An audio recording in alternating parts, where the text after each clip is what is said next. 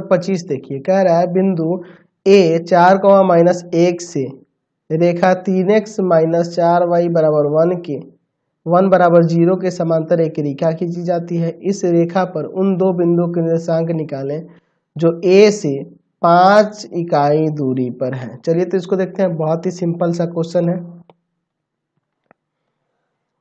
चलिए इस तरह से हम लोग ले लेते हैं,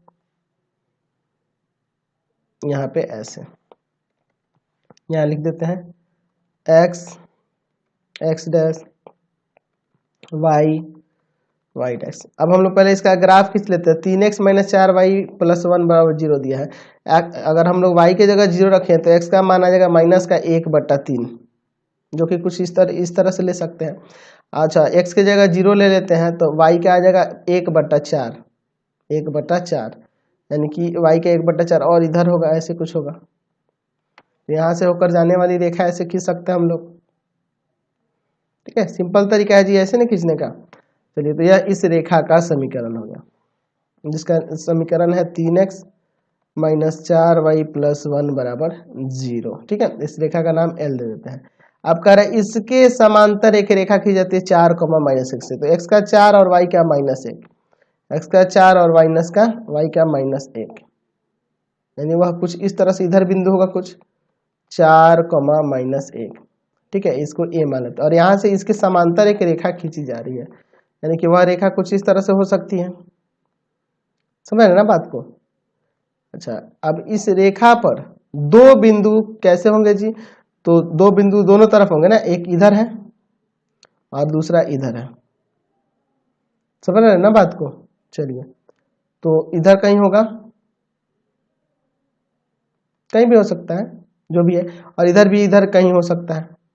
तो एक काम करते हैं हम लोग, इस ग्राफ को थोड़ा इधर करते हैं, ग्राफ ज्यादा अंदर चला गया है। चलिए अब ठीक है, अब हम लोग यहाँ पे इधर कहीं बिंदु ले लेते हैं, एक इधर। ठीक है, तो यहाँ पे एक बिंदु लेते हैं और एक यहाँ पे, तो इसको P मान लेते हैं और इसको Q मान लेते हैं। ठीक है, अब आपको देखना है इसका हमें निर्देशांक P और Q का कैसे निकाला जाए। और ये यहाँ से A से कितनी इकाई दूरी पर है? 5 इकाई दूरी पर है दोनों बिंदु। ठीक है, तो हम मान लेंगे कि माना रेखा L के समांतर रेखा PQ है, जो बिंदु A 4, -1 से गुजरती है। ठीक है, और यहाँ पे ये भी दिया है कि AP बराबर AQ बराबर 5 इकाई। तो हमें P और Q का निर्देशांक से ही ना मतलब है जी। तो चलिए, यहाँ पे आपके पास रेखा L का समीकरण दिया है, तो उसको लिखते हैं पहले रेखा L का समीकरण।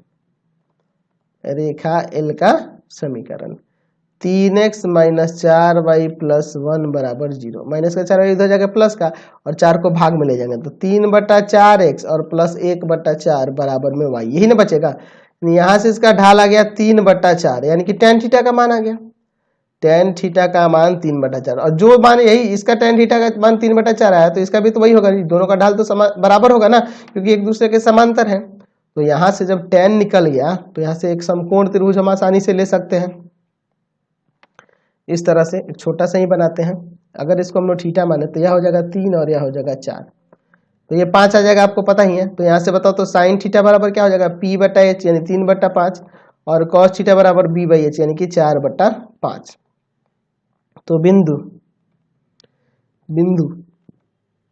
P का निर्देशांक, पहले P का निकाल लेते हैं, फिर आप लोग Q को निकालेंगे। तो P का निर्देशांक निकालने के लिए x1 यानी x1 y1 यही ना होंगे, x1 4 हो जाएगा और y1 -1। तो 4 प्लस क्या होगा? तो दूरी कितनी है जी? 5 इकाई है, और इनटू में cos थीटा यानी 4/5, फिर कॉमा -1 प्लस 5 गुना साइन थीटा 3/5, कट गया, यहाँ भी कट गया, तो 4 4 8 और यहाँ घटेगा 2, तो यानी कि 8,2 इसका निर्देशांक निकल गया P का। अब उसी तरह Q का नहीं निकाल सकते माइनस वाला फॉर्मूला लगा के?